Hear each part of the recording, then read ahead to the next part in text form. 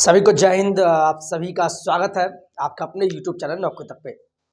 आज का video simple शब्दों में कहें सातवें चरण अभ्यर्थी को लेके है, जो कल से बीते दिन 9 से आंदोलन का आगाज हो चुका है। जिस आंदोलन में आप सभी की संख्या बहुत कम देखी जा रही है, जिससे आजकल पेपर में भी न्यूज कम छापा जा रहा है, लेकिन पटना के पेपरों में छापा गया। ये कहीं ना कहीं आपके लिए अच्छी बात है, लेकिन फिर भी वीडियो स्टार्ट करने से पहले हम एक बात आपको कहना चाहेंगे, आपस में मत झगड़िए, गुटबाजी मत कीजिए, घर से निकलिए, सहभागिता दिखाइए, तभी आपकी बहाली आएगी। जो हमारे प्यारे साथी इस उत्सुकता में पूछते हैं, सर बहाली कब होगी, सर सातवां चरण शिक्षक बहाली आखिर होगी कब? मैं फिर से कहूँगा, बहाली का जिस बहाली के लिए आप सोच रहे हैं, जिस बहाली के लिए हमें आप चाहते हैं, वो बहाली के लिए आपको आगे आना होगा। इसी कड़ी में देखिए, आज शिक्षा विभाग जो है, शिक्षा विभाग से एक खबर भी निकल के आई है। निकल के क्या, जो अंदर से एक बात है जो बोला गया है कि नोटिफिकेशन जिसको मांग को लेके सभी अभ्यर्थी रोड पे है। 3 दिवसीय आंदोलन कल से स्टार्ट हुआ है, आज और कल भी है।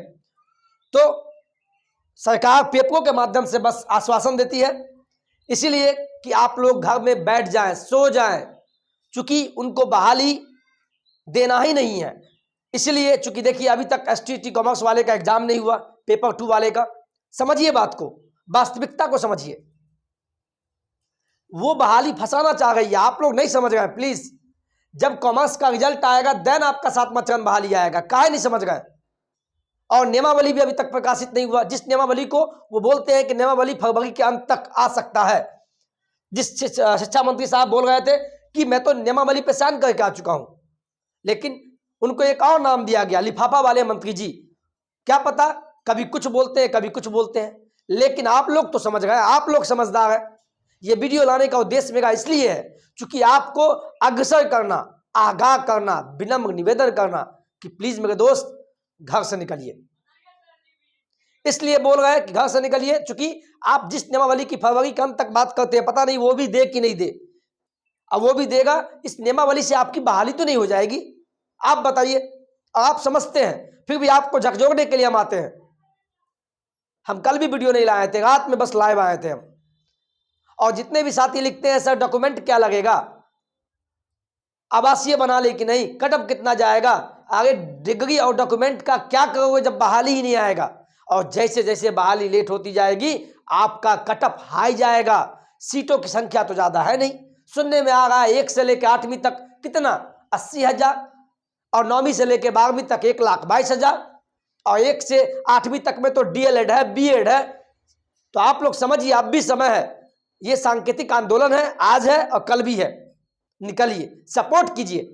जो आपके प्रारंभिक युवा शिक्षक संघ के जो भी उसमें छात्र लोग हैं, सत्यम जी हो गए, मीकू जी हो गए, नितेश जी, अनेश जी, दीपांकर जी, सभी को सपोर्ट कीजिए। और स्टेट की तरफ से और भी अनिल भाई और भी नाम सब है, उन सभी को सपोर्ट कीजिए। वही मैंने लिखा है कि 1 से लेकर 12वीं तक नोटिफिकेशन की बात, और ये आप आए दिन करते भी हैं।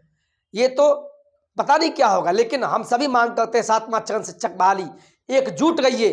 अभी कल सुन रहे थे मेरिट और नॉन मेरिट वाले, STT वाले में मेरिट नॉन मेरिट आपस में झगड़ने लगे गर्दनी बाग में। ऐसा सब मत कीजिए प्लीज। अगर कैमरा पर कोई देखता है तो अच्छी बात नहीं है, मेरे पास भी वीडियो आया है, तो ये सब काम मत कीजिए। जो भी आप लोग पढ़े लिखे हैं, बच्चे हैं नहीं, पहले बहाली तो खुलवाओ, एक साथ नोटिफिकेशन। और तीसरा, सीटेट बीटेट स्टेट अभ्यर्थियों का धरना प्रदर्शन, यानी 1 से लेकर 12वीं तक के बहाली को लेकर आए दिन पेपर में, दरभंगा के पेपर में तो नहीं दिया है, हमारे पास यहाँ पे आया है। 7वें चरण की शिक्षक बहाली को लेकर प्रारंभिक युवा शिक्षक संघ ने दिया धरना, पटना में है, आज के पेपर में दिया है। 7वें चरण की मांग कर रहे शिक्षक अभ्यर्थियों ने किया जोरदार, इस टाइप का दिया हुआ है। ये पेपर में ही बस रह जाएगा, और पेपर में ही आश्वासन दिखेगा, पेपर में ही बहाली दिखेगा, पेपर में ही नियमावली दिखेगा, लेकिन आपको बहाली नहीं दिखेगा। और बहाली चाहते हैं तो दूसरे पे प्रत्यारोप लगाने से पहले आप घर से निकलिए, क्योंकि बहाली आपको चाहिए। हम फिर से बोल रहे हैं, क्या हो गया साहब, ऐसे भी आप कुछ नहीं कर रहे होंगे, कर रहे हैं तो अच्छी बात। अब मार्क्स बहुतों का ज्यादा नहीं है, तो घर से निकलिए, प्रदर्शन कीजिए। पेपर में देखने से नहीं होगा, पेपर में तो मैं भी देखता हूं, फेसबुक पर, यूट्यूब पे, ट्विटर पे। क्या होगा इससे, आप बताइए? कुछ होगा? कुछ नहीं होगा साहब। नियमावली की बात हो गई है, वो भी देख लेते हैं। फरवरी तक आती है कि नहीं, सुनने में तो यही आया है, लेकिन हम मानेंगे क्यों? 4 साल से बहाली देख रहे हैं। अब सीटेट का हमारे प्यारे साथी वो भी बोल रहे हैं सर सीटेट इसमें शामिल होगा कि नहीं होगा, क्यों नहीं शामिल होगा? अब मैं बोलता हूं, एक तरफ वो रिजल्ट की मांग कर रहे हैं और मार्च में उसका रिजल्ट आ जाएगा 15 मार्च को, और आपकी बहाली का पता नहीं है। लेकिन गलती आपकी नहीं है, जो लोग घर से निकलते हैं उनको तो सैल्यूट है मेरा नौकरी तक की तरफ से। लेकिन फिर ये मत कहिएगा कि सर सीटेट, कुछ अभ्यर्थी बोलते हैं सीटेट क्यों शामिल हो, तो मैं बोलता हूं क्यों नहीं शामिल हो? आप तो घर से निकलते नहीं है, कुछ अभ्यर्थी शामिल हो नहीं हो इससे मेरा कोई मतलब नहीं है, लेकिन आपके गलती के कारण ही आज भी बहाली नहीं आया। 4 साल हो गया और आगे भी ऐसा नहीं हो कि 2-3 साल लग जाए।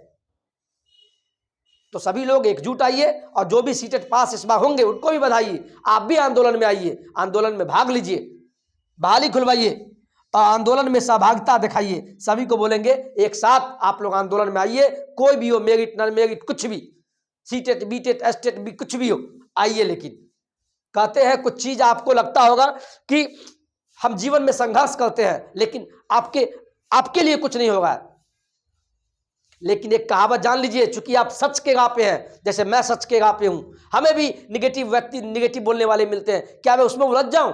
आपको भी बोलने वाले मिलेंगे, लेकिन सफलता जिस दिन आपको मिलेगी साहब, आप अकेले पाएंगे, एक सीट आप पाएंगे, उस दिन आपके आंख में आंसू होगा।